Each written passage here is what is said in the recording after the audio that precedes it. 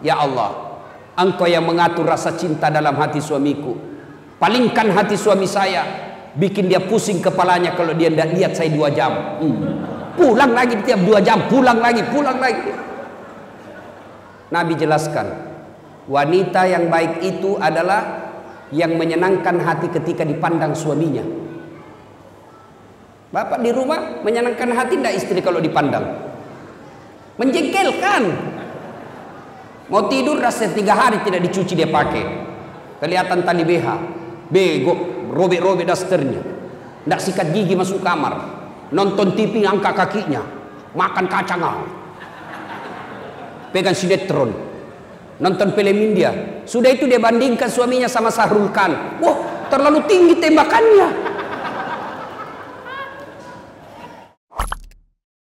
Yang lebih parah Pak, baru-baru ini di Sulawesi Selatan saya turun ceramah, ada ibu-ibu kira-kira 40 tahun, sudah foto, dia bilang, Ustadz bolehkah cium? Saya bilang, sembarang ini, dia bilang, mana kau bisa cium Ustadz?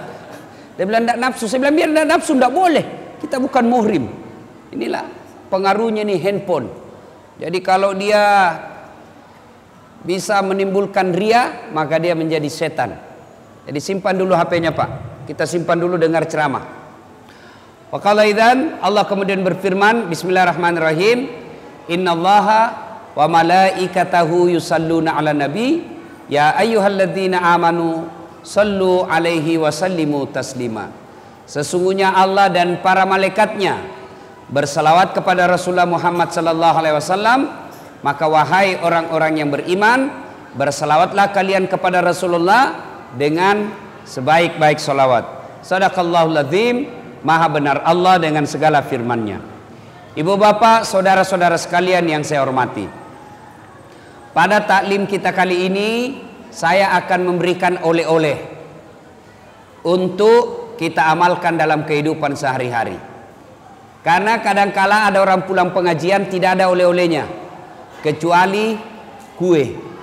Dos-dos saya biasa lihat itu pengajian, pulang ditanya bagaimana pengajiannya, alhamdulillah hebat.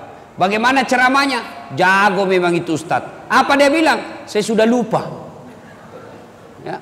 Bahkan ada sekarang pulang pengajian dia menjadi juri Pak.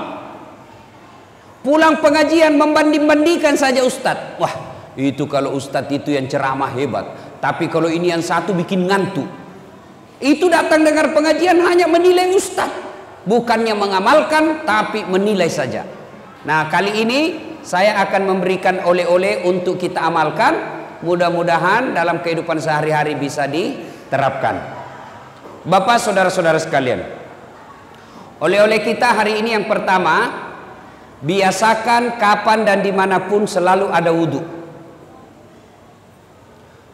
Mau ke pasar, wudhu dulu. Mau pergi kantor, wudhu dulu. Mau pergi ngajar, wudhu dulu. Mau pergi antar jemput anaknya, wudhu dulu. Bahkan ibu-ibu mau pergi gosip sekalipun, wudhu dulu. Nah sekarang apa kelebihannya orang yang selalu ada wudhunya? Apa keutamaan orang yang selalu ada wudhunya? Buka Al-Quran. Al-Quran menjelaskan orang yang selalu ada wudhunya, innallaha yuhibbut tawabina wa yuhibbul mutattakhirin. Orang yang selalu ada wudhunya dicintai oleh Allah. Lalu orang kalau dicintai Allah, apa kelebihannya? Apa kelebihan orang yang selalu ada wudhunya? Orang yang selalu ada wudhunya, insya Allah dicintai oleh Allah.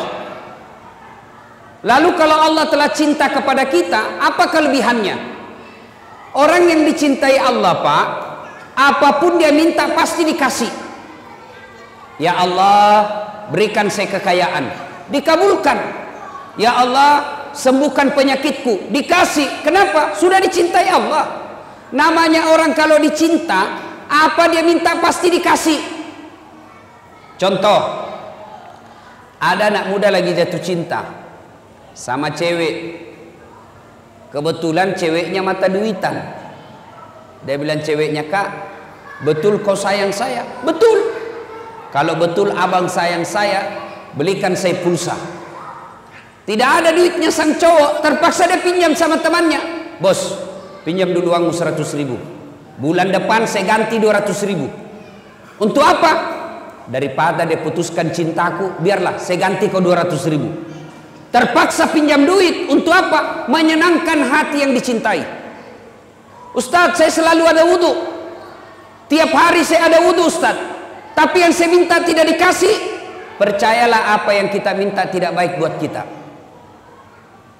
Contoh, selalu saya contohkan. Tamat SMA dulu, Pak, saya daftar tentara, menjadi akabri penerbang. Begitu tes fisik tidak lulus. Kenapa? Ceper, tidak cukup tinggiku. Saya protes kepada Allah. Ya Allah, kenapa kau takdirkan saya dalam keadaan pendek? Saya 14 bersaudara, Pak. Saya yang paling pendek. Saya anak ke-13. Kenapa ketawa? Bagus itu kalau banyak anak, daripada cuma 2. Coba kalau 14 anak, Pak. 1 anggota DPR, 1 lurah, 1 jaksa, 1 polisi, 1 tentara, 2 penghafal Quran, 4 mubalik. Hebat, Pak. 14 anak, 1 tenggelam, masih ada 13. 1 digigit buaya, masih ada 12. 1 di penjara, masih ada 11. Tapi coba kalau cuma 2, 1 tenggelam, 1 di penjara, habis. Orang dulu itu banyak anak, banyak rezeki. Ibu saya sekarang, Pak, tiap bulan 14 juta gajinya. Tiap bulan. Dari mana? 1 anak 1 juta. 14 juta dia terima 1 bulan. Kalah gaji pegawai, Pak. Dia bilang, ibuku, andai saya tahu begini, saya kasih banyak dulu anakku. Nah, dari 14 bersaudara, saya yang paling pendek. Saya protes kepada Allah. Ya Allah, kenapa kau lahirkan saya dalam keadaan pendek? Kau tidak rugi jadi kalau saya jadi tentara. Teman saya lulus, Pak. Padahal itu teman saya tidak pernah dia kalah nilaiku. Lulus polisi. Sekarang dia serse di Sulawesi Barat. Reserse. Sudah bunga-bunga dia di sini 2. Pakai baret merah. Saya lulus pakai baret putih. Tapi alhamdulillah, dengan baret putih yang saya pakai, mulai baret hitam sampai baret putih, ku caramai kau semua. Allah kasih yang terbaik. Saya gagal jadi tentara, daftar lagi saya jadi dokter. 3 kali saya ikut UMPTN. Malah saya lulus di Sospol. Temanku yang jadi dokter, kira-kira 3 tahun yang lalu, saya telepon Ramadan, dok, kembali lebaran sama keluarga? Tidak, Ustadz. Rugi-rugi tuh cari uang gak kumpul lebaran sama keluarga. Apa dia bilang? Mahal, Ustadz. Untuk sampai ke kampung 16 juta tiket. Dalam hatiku, alhamdulillah, untung saya tidak jadi dokter. Untung saya jadi Ustadz. Sekarang saya keliling-keliling ceramah, Pak. Allah kasih yang terbaik. Maka kalau mau dicintai Allah, biasakan ada wudhu. Kalau Allah telah cinta sama sampean, apa yang Bapak minta pasti dikasih. Kalau tidak dikasih, jangan sangka buruk. Pasti yang Bapak minta tidak baik buat Bapak. Anak daftar tentara tidak lulus, bukan di situ yang terbaik. Anak daftar PNS tidak lulus, bukan di situ yang terbaik. Percayalah, Allah memberikan yang terbaik. Yang kedua, orang yang selalu ada wudhunya. Setelah dicintai Allah, maka orang yang selalu ada wudhunya, insya Allah terpelihara dari dosa dan maksiat. Kok bisa? Contoh, Pak. Bapak kalau ada wudhu, kan tidak mau jabat tangan sama perempuan.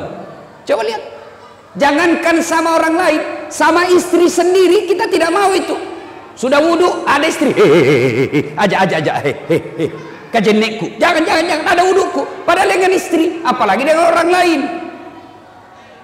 Kalau ada wudhu, terpelihara dari dosa, maka mulai besok, Pak, amalkan itu. Kemana-mana ada wudhu. Saya rasakan waktu saya sekolah kuliah, kalau saya naik angkot, tidak mau saya duduk dekat sama cewek. Cewek di sini, saya di sini. Terpaksa duduk dekat cewek. Kenapa itu yang kosong kita mau ujian? Oke, duduk sama cewek, tapi saya waspada. Saya selalu waspada, Pak. Tiba-tiba sopirnya mendadak, saya pegang itu besi. tahan. Kenapa? Saya ada wudhu. Tapi kalau tidak ada wudhuku Pak, belum direm, saya nyasar duluan. Coba. Jadi orang yang selalu ada wudhunya, insya Allah terpelihara dari dosa dan maksiat. Yang ketiga, orang yang selalu ada wudhunya, insya Allah terhindar dari kekafiran ketika wafat. Kok bisa? Ajal kita tidak tahu kapan menjemput. Ajal kita tidak tahu kapan datangnya. Tapi kalau ada wudhu, ajal menjemput, kita dalam keadaan suci. Sebelum saya lanjut ini Pak, ini bapak-bapak yang bawa anak. Bedanya bapak saya dulu waktu saya kecil Pak, saya ini tidak pernah mondok Pak, tidak pernah mondok. Bahkan saya pernah tamat SD, pernah bertengkar bapak saya berdebat. Karena saya mau masuk pesantren tapi tidak dikasih masuk pesantren. Kenapa? Pesantren waktu itu mahal. Tidak bisa bapak saya bayar. Bayangkan 14 bersaudara, bapak saya petani penggarap. Tahu namanya petani penggarap Pak? Sawahnya orang dia kerja, kalau naik 10 karung, ya 9 karung untuk yang punya sawah, 1 karung untuk bapak saya. Itu namanya petani penggarap. Jadi waktu itu saya mau masuk pesantren, bapak saya tidak bisa. Kenapa? Waktu itu pesantren lebih mahal daripada sekolah umum. Tidak pernah mondok. Tapi bagaimana bapak saya kalau dia bawa saya ke masjid? Sudah kok, duduk kamu di sini, dengar itu ustaz ceramah. Maka saya dah tahu agama melalui masjid. Coba bapak-bapak bawa anaknya berkeliaran di sana. Itu bedanya kita orang Kristen Pak. Itu orang Kristen kalau dia bawa anaknya ke masjid, dia ke gereja, dikasih duduk di sampingnya itu. Duduk kok, dengar pendetamu. Coba lihat itu anak-anak Nasrani kalau dia ke pendeta, ke gerejanya. Duduk samping. Kalau kita duduk dengar ceramah, anaknya kopi main. Siapa anak itu? Tidak ada yang mau ngaku itu. Coba, siapa anak? Tidak ada yang mau ngakui. Mestinya duduk di samping kita, dengar. Masa kalau ulang tahun anak kita mampu kita kasih hadiah, dengar ceramah kita tidak kasih hadiah. Nah, Bapak saudara-saudara sekalian, nah, kita tidak tahu ajal kapan menjemput. Tapi ketika ada wudhu, kita keluar rumah tiba-tiba ajal menjemput. Di perjalanan kita ajal, di kantor ajal, ada wudhunya. Subhanallah, kita mati dalam keadaan suci, menjemput, menghadap kepada Allah, kita dalam keadaan suci karena ada wudhu. Yang keempat, keutamaan orang yang selalu ada wudhunya. Menurut Al-Quran, simahum fi wujuhihim min asaris sujud. Di muka mereka nanti di akhirat ada bekas sujud. Apa bekas sujud? Kata Nabi, mukanya bercahaya karena wudhunya. Dijelaskan dalam kitab, umat Islam nanti menghadap Qadir Rabbul Jalil, dia tidak perlu mengaku ya Muhammad saya umatmu, tapi tanda-tandanya bercahaya wajahnya. Nanti umat Islam Pak mengeluarkan cahaya wajahnya, sehingga ketika menghadap Allah tidak perlu lagi kita mengaku ya Muhammad saya umatmu, tapi otomatis ketahuan karena wajahnya berseri-seri akibat wudhu. Maka oleh-oleh kita yang pertama, biasakan ada wudhu. Ibu-ibu ini biasanya kalau ada pengantin banyak perempuan tidak sholat. Kenapa? Gara-gara make up. Coba lihat perempuan kalau ada pengantin Pak, itu kayak mukanya dikira tembok, kuning, biru, abu-abu, coklat, krem, merah. Tiba waktu sholat, tidak sholat itu. Gara-gara apa? Make up. Maka solusinya wudhu dulu baru make up. Sudah itu tahan kentut. Biar sudah wudhu, kalau kentut batal. Dia bilang tidak keluar semua Ustadz, masih sedikit aja keluar. Biar sedikit batal. Satu, biasakan ada wudhu. Selalu ada wudhunya. Yang kedua, oleh-oleh kita hari ini, setelah selalu ada wudhunya, yang kedua, tiada hari tanpa sholat duha. Coba diamalkan. Bapak-bapak bekerja tujuannya apa? Memperbaiki dunia.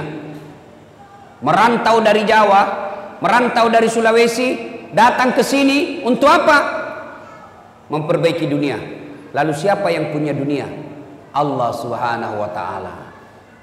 Allah memberikan resep, kunci Kalau mau sukses pekerjaanmu hari ini, maka biasakan sholat duha. Amalkan sholat duha. Bagaimana caranya sholat duha? Semua sudah tahu lah.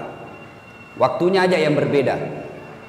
Kalau tahajud, syaratnya harus sudah tidur. Waktunya malam hari. Berapa lama tidur? Biar 10 menit.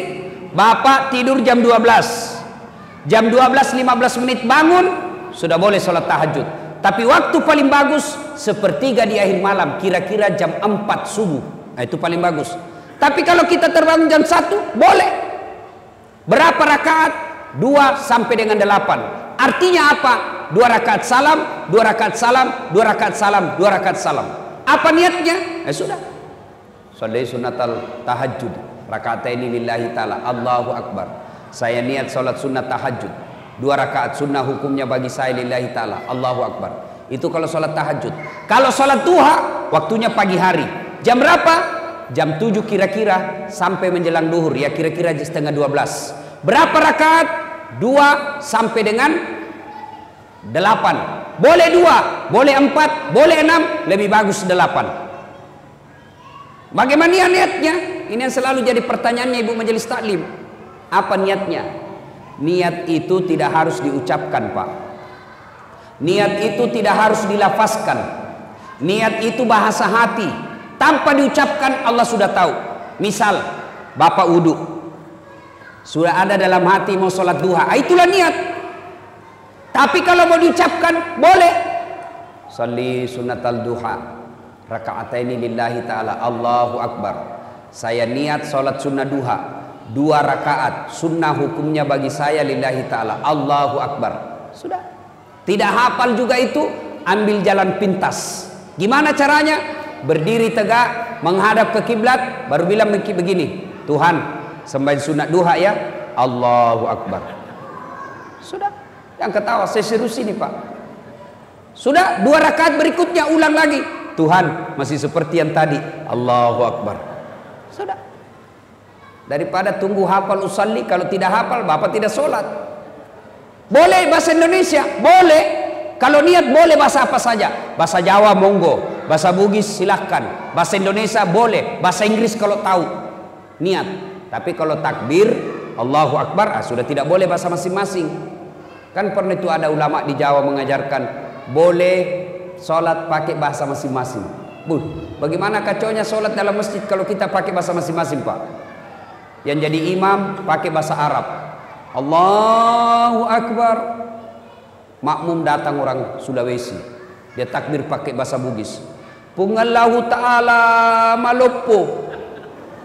Wih, datang orang Padang, dia takbir pakai bahasa Padang, Allah nan gadang. Wih, datang orang Betawi, anak gaul dari Betawi, dia takbir pakai bahasa Betawi, Allah gede banget gitu loh. Kan kacau sholat. Tapi kalau niat bahasa apa saja boleh. Saya niat sholat sunnah duha, sunnah hukumnya bagi saya lillahi ta'ala, Allahu Akbar. Sudah baca doa iftitah, sudah baca doa iftitah, baca Al-Fatihah, sunnah wa duha. Kalau tidak hafal surah apa saja, bahkan boleh tanpa surah pendek, boleh. Minimal selesai Al-Fatihah, minimal 1 ayat, 1 ayat, bukan 1 surah. Mana disebut 1 ayat? Waladhdallin, amin. Bismillahirrahmanirrahim. Alif lam mim. Allahu Akbar. Boleh. Rakaat berikutnya waladhdallin, amin. Bismillahirrahmanirrahim. Yasin. Allahu Akbar. Boleh. Tapi tentu beda pahalanya kalau Bapak panjang hafalannya. Kenapa? 1 huruf 7 pahala. Jadi makin panjang, makin banyak pahalanya. Yang penting jangan baca yang Bapak tidak hafal. Wattini, agak berat ini Pak. Hafal-hafal setengah wattini, baku sambung dengan walasr. Atau al-kafirun, berat juga ini Pak. Biasa mutar tidak mau sampai. Wala antum abiduna ma abud wala ana abidu ma abattum wala antum abiduna ma abud wala ana abidu ma abad wala antum abid wala ana abid. Dia bilang istrinya, kenapa itu tak putar-putar tidak mau sampai? Dia bilang, ini juga lah aku pikir. Kacau salatnya ya. Tapi kalau tidak hafal wadduha, surah apa saja. Al-Ikhlas rakaat pertama, rakaat kedua Al-Ikhlas lagi, boleh. Sudah, minta kepada Allah 2 rakaat. Assalamualaikum warahmatullahi, assalamualaikum warahmatullahi. Berdoalah. Berdoa harus bahasa Arab, tidak minta sesuai kebutuhan kita. Jangan minta sesuai yang apa yang diajarkan buku. Belum tentu apa yang ada dalam buku kita paham. Lebih baik kita curhat. Ya Allah, saya sudah capek jadi orang miskin ya Allah. Gimana saya mau bersedekah kalau saya miskin selamanya ya Allah. Bukakan pintu-pintu keutamaan dunia bagi saya ya Allah. Murahkan rezekiku ya Allah. Insya Allah kalau laku tanahku tahun ini saya kasih umrah orang tua saya. Masa Allah tidak kabulkan doa kita? Coba minta Pak. Tidak usah minta sama wali kota. Tidak usah minta sama gubernur. Politisi baik sebelum dipilih Pak kalau kampanye. Baik betul. Caleg-caleg ini sekarang Pak, gampang tahu caleg Pak. Mau tahu tanda-tandanya caleg gampang. Kalau tiba-tiba ketemu tidak kenal senyum, gampang senyum, ngajak traktir pasti caleg. Udahlah, daripada mengharap sama politisi, mending kita berdoa kepada Allah. Selesai salat duha, minta kepada Allah. 2 rakaat salam, minta. Naik lagi sholat, 2 rakaat, minta lagi, ulang-ulang. Masa Allah tidak kabulkan? Kalau Allah sudah janji, ud'uni astajib lakum, minta kau kepadaku, pasti saya kabulkan. Itu janji Allah. Kalau Allah yang janji pasti dikasih. Saya bukan mau takabur Pak, ini memperkenalkan diri saja. Itu tadi MC masih kurang gelar saya disebutnya Pak. Tuh kalau gelar saya disebut panjang betul Pak. Kalau disebut gelarnya Dr. Dasat Latif, tidak usah sebut hajinya karena hajinya sudah 7 kali. Jadi kalau dipasang hajinya 7, hahaha. Belum lagi umrohnya, tidak usah.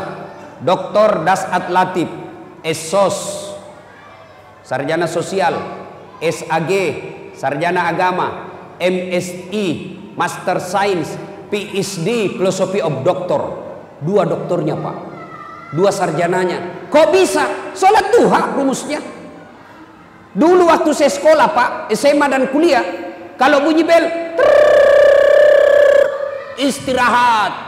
Kawan-kawan saya lari ke kantin, saya masuk ke musola. Saya berdoa kepada Allah, ya Allah, saya terima nasibku orang miskin, saya terima nasibku orang kampung, tapi jangan pula engkau miskinkan ilmuku. Jadikan diri hamba sebagai pusat ilmu pengetahuan. Jadikan diri hamba kebanggaan buat orang tua saya. Murahkan rezekiku dalam menuntut ilmu ya Allah. Sudah saya berdoa 2 rakaat saja, 2 rakaat 5 menit, berdoa 3 menit, paling 8 menit, masih ada waktu 22 menit. Selesai sholat, selesai berdoa, baru saya ke kantin kalau ada uang. Kalau tidak ada uang, cari anak orang kaya yang beleng-beleng. Beleng-beleng itu kalau di Makassar dongo. Dongo itu kata Rocky Gerung dungu atau goblok.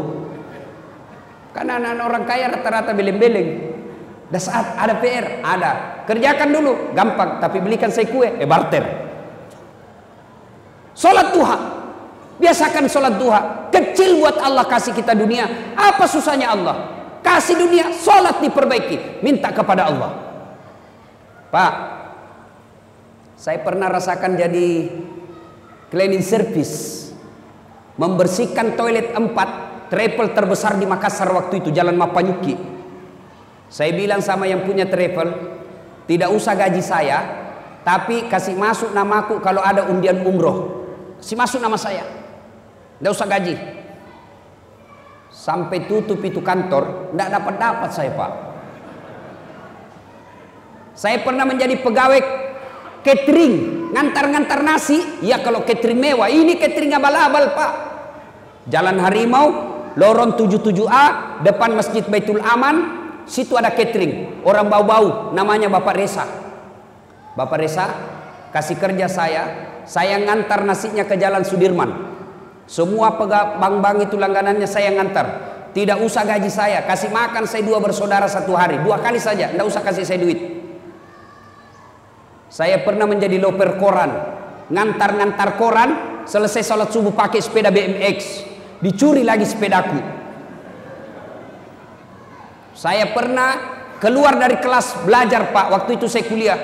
Saya keluar dari kelas, ada kawan saya, senior saya, tunjukin saya. Dasar, tidak malu-malu kau itu. Apa? Bajumu cakar terus. Tahu cakar? Baju bekas. Itu kalau di toko resmi 100.000 satu, ini 100.000 7 masih bisa ditawar.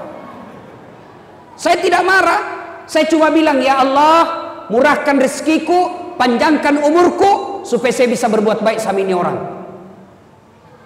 Saya pernah rasakan itu Pak, naik mobil dari kampung saya di Pindrang, kurang lebih 200 km, naik mobil sampai ke Makassar, 8 jam berdiri. Kenapa? Bayar setengah. Kalau bayar full waktu itu 6.000, saya cuma bayar 2.000. Berdirilah saya Pak. Paling siksa kalau tengah malam ngantuk. Saya rasakan itu berkali-kali. Demi Allah saya sering rasakan. Saya pulang sekolah, pulang kuliah, mau pulang kampung, ceritanya mau minta duit sama bapak saya. SPP waktu saya itu 92.000, 90.000 satu bulan, satu semester. Saya pulang kampung, begitu saya buka tutup nasi, nasinya saja mamaku dia cuma campur apa Pak? Garam, kasih minyak kelapa dengan kelapa muda, digabung-gabung itu garam, minyak kelapa dengan minyak dengan kelapa muda dicampur dengan nasi baru dimakan.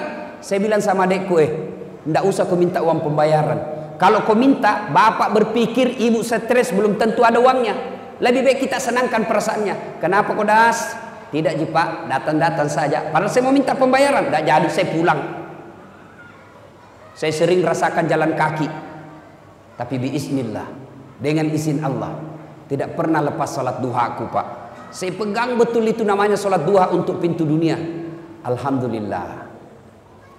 Kalau dulu saya menjadi pegawai catering, pegawai cleaning service supaya bisa umroh, alhamdulillah sekarang saya punya travel sendiri. Saya bisa umroh kapan saja saya mau. Bahkan mengumrohkan orang. Dengan izin Allah, kalau dulu saya jalan kaki, alhamdulillah saya sudah punya mobil beberapa unit. Bahkan yang saya pakai sekarang Pak, belum cukup 5 di Makassar mobil seperti itu. Dengan izin Allah. Gimana rumusnya Ustaz? Sholat duha.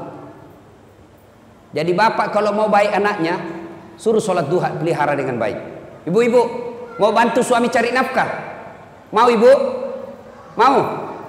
Ibu ndak usah dagang kiri kanan, nanti difitnah orang. Wih, begitu suaminya pergi, dia pergi juga. Gimana caranya? Tinggal sholat duha di rumah. Suami pergi, ibu sholat duha 8 rakaat saja, paling lama setengah jam. Kadang-kadang ada juga 2 rakaat cuma 1 menit. Allahu Akbar, Allahu Akbar, Allahu Akbar, Assalamualaikum. Amin. Sudah. Saya tanya, kenapa cepat sekali sholat duhamu? Saya sudah hafal Ustaz. Kalau soal hafal, kau bilang saja begini, Allahu Akbar. Tuhan, bacaannya sama kemarin. Assalamualaikum warahmatullahi. Sudah begitu saja. Sholat duha ibu. Selesai sholat duha, ibu menghadap kepada Allah. Salawat dulu supaya cepat doanya diijabah Allah. Ya Nabi salam alaika, ya Rasul salam, salam alaika. Sambil ibu bayangkan suami cari nafkah, dorong-dorong gerobak. Sambil ibu bayangkan jual-jual bensin suaminya. Sambil ibu bayangkan lagi di sawah. Sambil ibu bayangkan lagi di pasar suaminya cari nafkah. Ibu salawat mengharapkan ridha Allah. Ya Nabi salam alaika, ya Rasul salam, salam alaika, ya Habib salam alaika, salawatullah alaika. Ini kalau saya di Sulawesi salawat begini semua jamaah ikut. Di sini dia lihat saya. Bingung juga saya ini. Dia kira saya barangkali nyanyi. Ya Nabi salam, ya Rasul salam, salam alaika, ya Habib salam alaika, salawatullah alaika. ada juga sudah saya dengar tidak dia hafal, dia cuma sudah bagus lah itu. Pak, Ibu, sudah sholat duha, selawat, minta kepada Allah. Tidak harus bahasa Inggris, tidak harus bahasa Bugis, tidak harus bahasa Arab. Bahasa apa? Bahasa ibu. Apa bahasa ibu? Bahasa sehari-hari kita. Bahkan boleh berdoa pakai bahasa isyarat. Bahkan paling ringkas boleh berdoa begini, ya Allah, Engkau sudah tahu apa yang ku mau, kabulkan ya Allah. Selesai. Paling ringkas itu. Puang, musen ya gawe melo alena. Paling gampang itu. Ya Allah, kasih saya yang saya mau ya Allah. Saya tidak tahu menyusun kata-kata ya Allah, tapi Engkau tahu apa yang ku mau, kabulkan cepat ya Allah. Selesai. Daripada bahasa Arab tidak ditahu artinya, bingung malaikat. Amin ya. Dia bilang, malaikat apa maksudnya ini ibu? Mau minta rezeki, dia disuruh kawin lagi suaminya. Silakan minta kepada Allah. Doa selesai sholat duha, dengar baik-baik bu. Bahasa Indonesia. Ya Allah, jika rezeki suami saya masih di atas langit, turunkan. Jika masih dalam tanah, munculkan. Jika masih jauh, dekatkan. Jika masih sedikit, cukupkan. Dan yang lebih penting ya Allah, berkahkan.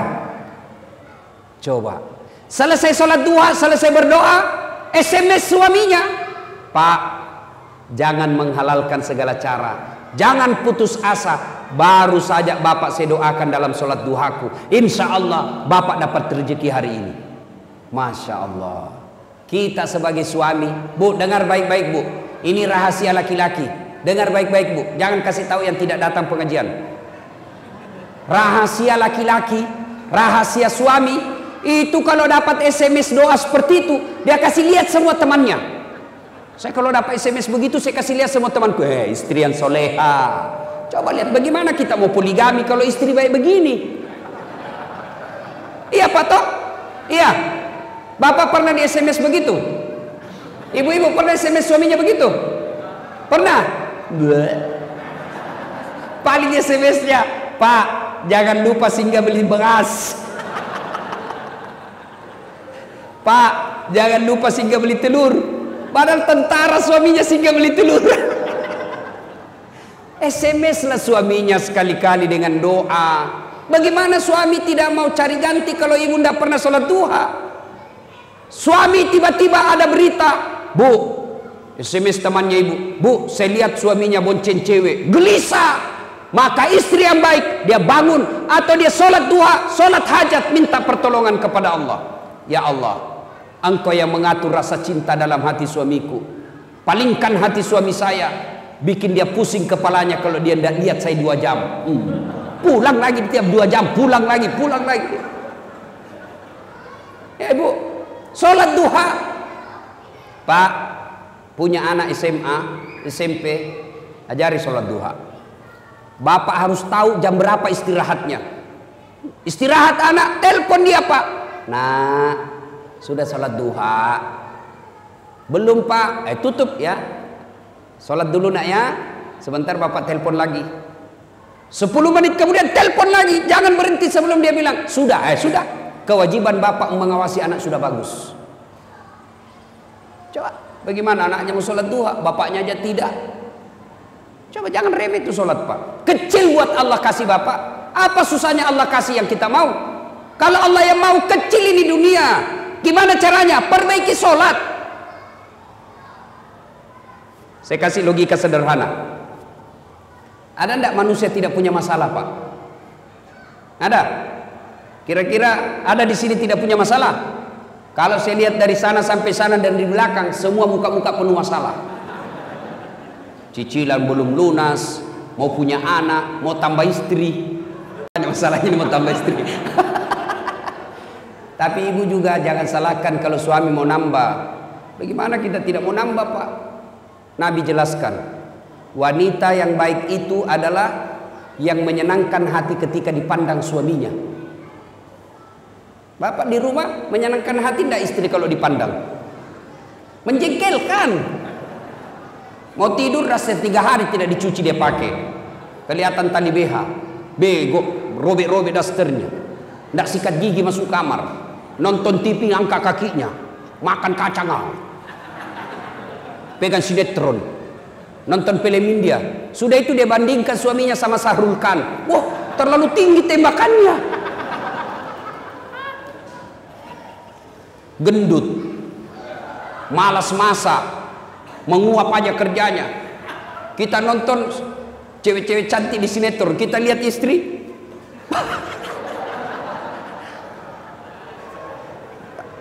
jangan angkat keteknya Pak sambil menguap. Bagaimana suami tidak tekanan batin? Bu, lain kali kita bahas bagaimana menjadi istri yang soleha. Nah ibu bapak saudara-saudara sekalian, ada enggak rumah tangga tidak ada masalahnya? Ada? Jangankan kita Pak, Nabi ada masalah dalam rumah tangga. Saya kasih contoh. Pak, istri cantik, kira-kira istri cantik masalah apa bukan? Masalah Pak. Kenapa? Digoda orang. Apalagi kalau suaminya jelek. Wow, lebih masalah lagi itu Pak. Berarti bagus kalau suami jelek, istri jelek Pak. Istri cantik masalah. Berarti bagus kalau istri jelek. Istri jelek dihina orang Pak. Kita lagi yang malu jalan sama dia. Duluan aja Bu, saya menyusul. Kenapa? Jelek. Istri cantik masalah, istri jelek masalah. Berarti bagus kalau tidak ada istri. Lebih masalah lagi Pak. Berarti bagus kalau banyak istri. Wow, lebih masalah. Ditelepon kita sama tetangga, Pak, ada istrimu di sini, istri pertama sama istri kedua waktu tarik rambut di pasar. Itu masalah. Ada istri masalah, tidak ada istri masalah, jelek istri masalah, cantik istri masalah. Semua masalah Pak. Ini adik-adik mahasiswa, bapak-bapak yang sudah kerja. Waktu kuliah apa masalahnya? Kira-kira waktu kuliah apa masalahnya? Mau jadi sarjana. Sudah sarjana selesai masalahnya?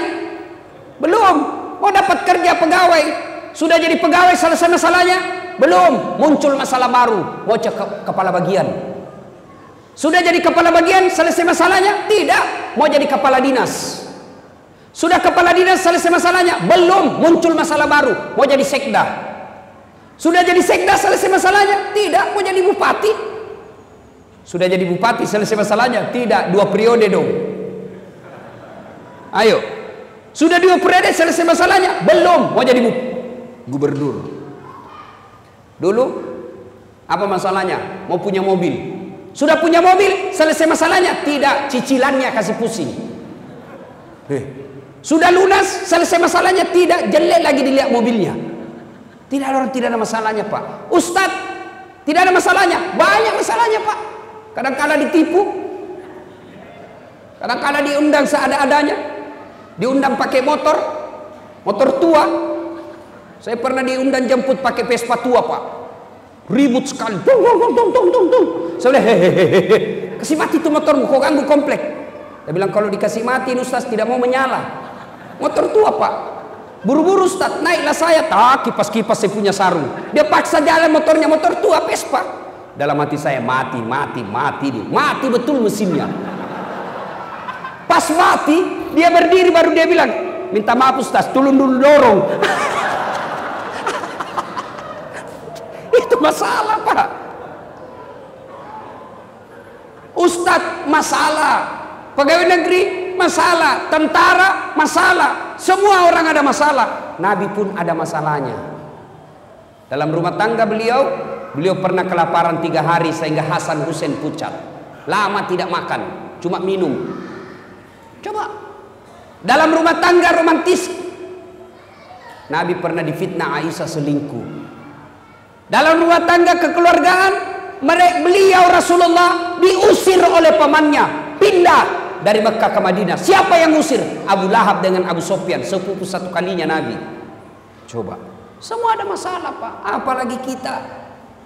Berarti masalah itu bukan masalahnya. Masalah kita bukan masalah itu, tapi masalah kita adalah bagaimana cara mengatasi masalah. Itu yang jadi masalah. Bagaimana cara mengatasi masalah. mengatasi masalah tanpa masalah. Oh, tahu juga orang Pegadaian di sini ya. Nabi ada masalahnya, beliau bagaimana solusinya? Ambil wudhu, sholat hajat 2 rakaat, ngadu kepada Allah. Itu Nabi ada masalah, beliau wudhu, ngadu kepada Allah. Kalau kita ada masalah, ambil Facebook, update status, teganian kau, rindu sama suaminya, di mana di kau? Mau malam, update status, kesepian banget, disleding sama temannya, boleh juga tuh diganti. Selingkuh berawal dari Facebook. Ini kita ini kan selalu berdoa, Pak. Manusia akhir zaman rajin berdoa. Berdoanya di mana? Di status. Sibuknya itu Tuhan mau baca statusmu. Mengadu kepada Allah. Salat duha, salat hajat, minta kepada Allah. Kalau Allah yang kabulkan kecil. Dua bapak saya tanya. Ada yang pernah tidur di sini 24 jam tidak pernah bangun-bangun? Ada? Ada enggak yang pernah tidur di sini Pak 2 hari tidak pernah bangun-bangun? Ada? Kecuali pingsan atau koma. Tidak masuk akal. Tapi kalau Allah yang mau, ada manusia yang tidur bukan 2 hari, bukan 1 bulan, bukan 1 tahun, bukan 100 tahun. Berapa? 309 tidur tidak pernah bangun-bangun. Ashabul Kahfi buka Quran. Tidak masuk akal, tapi kalau Allah mau, jadi. Sini saya tanya, ada tidak manusia bisa hidup kalau dibakar api yang sangat besar? Kira-kira bisa? Bisa tidak? Tidak mungkin, pasti mati kalau dibakar api. Tapi kalau Allah yang mau, Ibrahim alaihissalam dibakar dalam api yang sangat besar, keluar kedinginan. Kalau Allah mau. Tidak percaya? Buka surah Al-Anbiya. Apa lagi? Pak, perempuan tidak pernah disentuh laki-laki, bisa hamil tidak? Perempuan tidak pernah disentuh laki-laki, bisa hamil? Tidak mungkin kata ilmu kedokteran. Tapi kalau Allah yang mau, Siti Maryam, wanita suci, tidak pernah disentuh laki-laki, lahir Isa alaihissalam. Coba kalau Allah mau. Cuma sekarang banyak mau saingan Siti Maryam, hamil tidak ada suaminya, beleng-beleng. Kalau Allah yang mau, tidak ada mustahil. Maka Allah cuma minta ista'inu bis-sabri was-salah. Perbaiki sholat. Ada sakit asam urat di sini? Ada?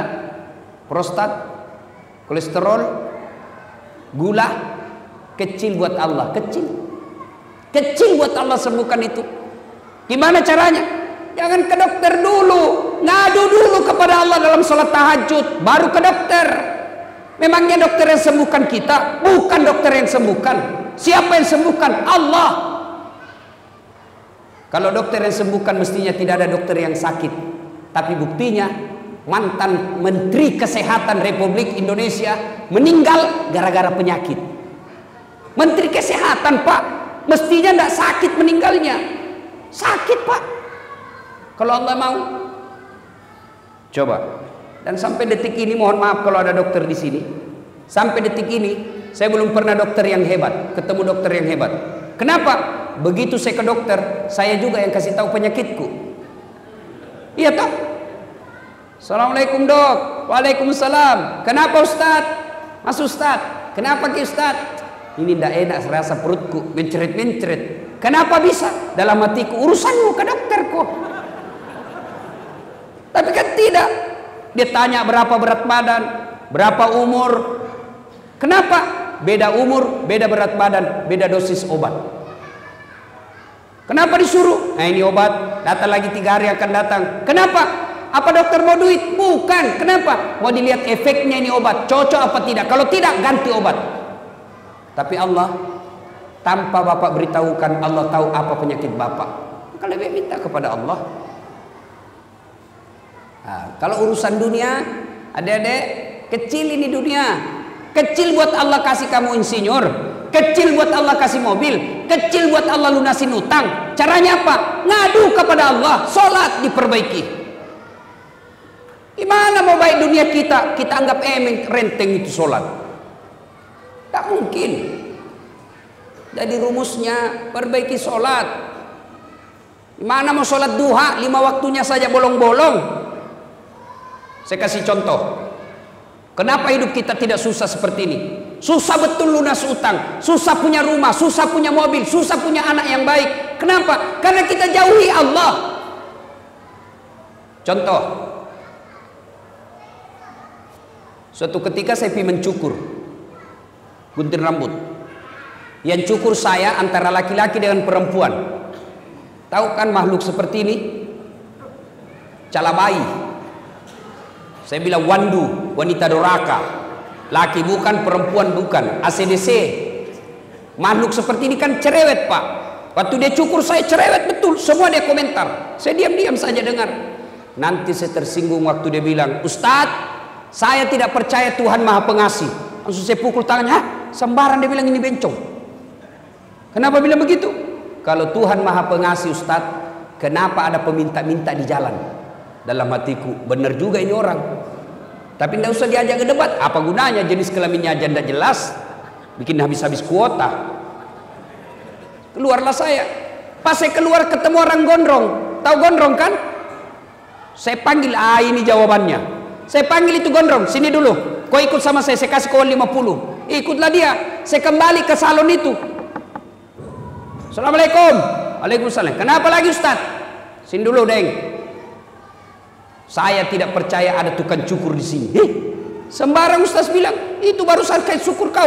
Saya tidak percaya ada tukang cukur. Kalau ada tukang cukur di sini, kenapa ada di gondrong?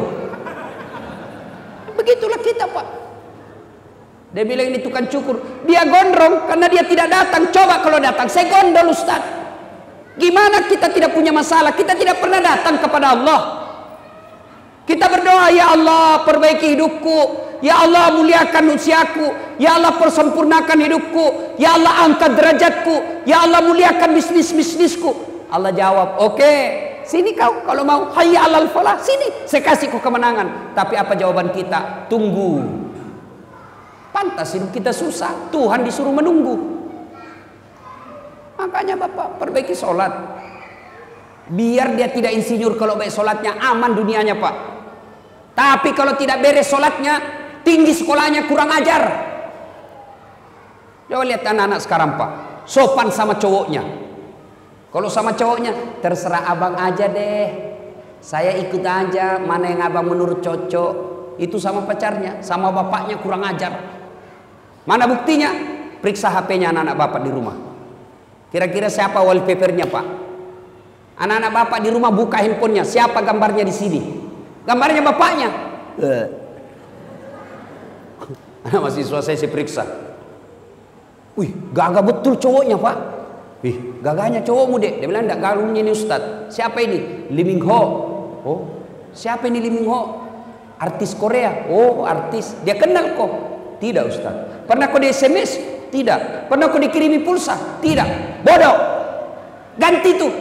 Bapakmu di situ kau pasang. Bapakmu kasih sekolah kau. Gapus itu. Ganti mau fotonya bapakmu. Dia hapus. Tunggu paling Ustaz. Dia cari fotonya bapaknya. Oh, tidak ada Ustaz, sudah dihapus. Bapak Ibu saudara-saudara sekalian, perbaiki sholat. 5 waktu cukup, sempurnakan dengan sholat duha. Ini oleh-oleh yang kedua, perbaiki sholat.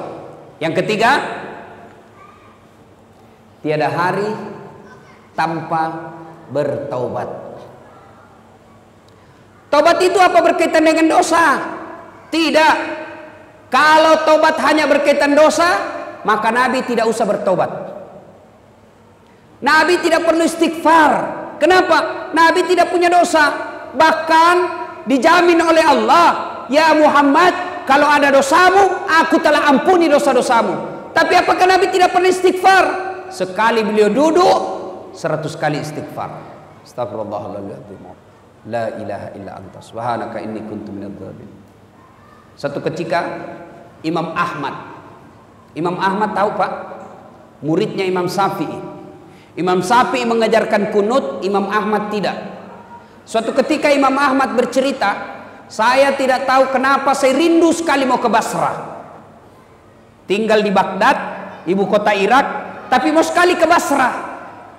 Ibaratnya tinggal di Jakarta, rindu dengan mau ke Bogor. Padahal di Bogor tidak ada keluarganya, tidak ada sahabatnya. Imam Ahmad berkata, saya tak tahu kenapa saya rindu betul mau ke Bogor, mau ke Basra. Akhirnya menjawab kerinduannya, Imam Ahmad safar. Dia jalan, musafir ke Basra. Sampai di Basra, Imam Ahmad malam selesai sholat Isya, ngantuk capek, mau tidur di masjid. Dilihat sama marbot, penjaga masjid. Kata marbot, Syekh, tal, pergi. Dia tidak tahu siapa ini diusir. Karena waktu itu belum ada foto. Orang umumnya tahu namanya tapi tidak kenal wajahnya. Tahu Imam Ahmad tapi tidak kenal wajahnya. Ya Syekh, keluar, tidak boleh tidur dalam masjid. Ini juga panitia masjid, Pak. Jangan larang orang tidur dalam masjid. Siapa tahu gara-gara dia tidur di masjid dapat hidayah. Yang dilarang dalam masjid itu bukan tidur. Yang dilarang apa? Ngiler. Kalau dia bisa tidur tidak ngiler, sudah. Bagaimana caranya? Suruh menghadap ke atas. Atau dia kasih bantal ininya. Nah, begitu dia keluar. Sudah. Kenapa ngiler dilarang? Karena najis. Jadi kalau dia bisa bawa bantal dia tidur di masjid, silakan. Ada orang tidak bisa tidur di rumahnya, dia cari ketenangan, dia datang masjid bisa tidur. Masa kita larang? Saya sudah berapa kali ke Masjidil Haram, Masjid Nabawi, tidak ada ditulis dilarang tidur. Sudah tidak apa-apa, Pak. Siapa tahu dia bisa tenang di dalam masjid. Cuma jangan tiap malam, apalagi sampai masak di dalam masjid. Nah, itu saya juga tidak setuju. Ada juga yang datang masak, gantung celana dalam di pinggir di pagar masjid. Ah, itu Islam tidak seperti itulah. Ya. Tapi masih lebih baik daripada dia peminum. Nah, ibu bapak saudara-saudara sekalian, ini marbot berkata, "Yalah, pergi kau Syekh." Tidak boleh. Dia bilang, "Saya musafir." Tidak boleh, keluar. Didorong. Akhirnya Imam Ahmad tidur di teras. Dia bilang, "Tidak boleh, di teras juga tidak boleh. Keluar kau." Dilihat sama penjaga tukang roti di depan masjid. Kata tukang roti, kasihan betul ini bapak, diusir-diusir. Akhirnya apa dia bilang? "Ya setan, Pak Tua sini." Dan dia juga tidak tahu siapa ini.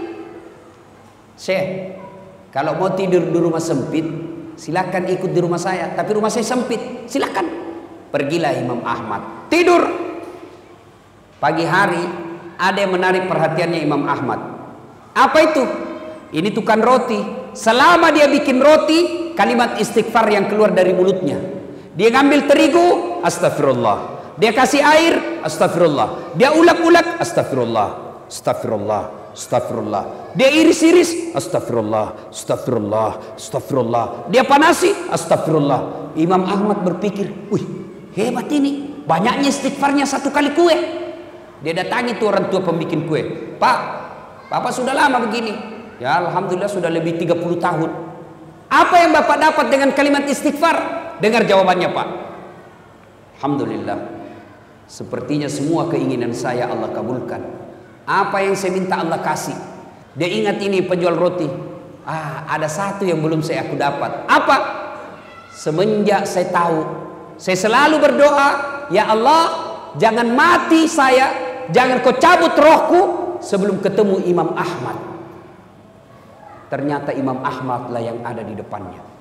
Mendengar ini, Imam Ahmad menetes air matanya dan berkata, "Allahu Akbar. Pantas saya rindu datang ke sini. Saya jalan kaki datang ke sini, didorong-dorong keluar ke masjid. Ternyata untuk menjawab doamu yang ingin ketemu dengan Imam Ahmad, kabibat dengan istighfar." Maka Bapak, kalau ada sudah 2 tahun berdoa tidak dikabulkan, maka sebelum berdoa banyak-banyak istighfar.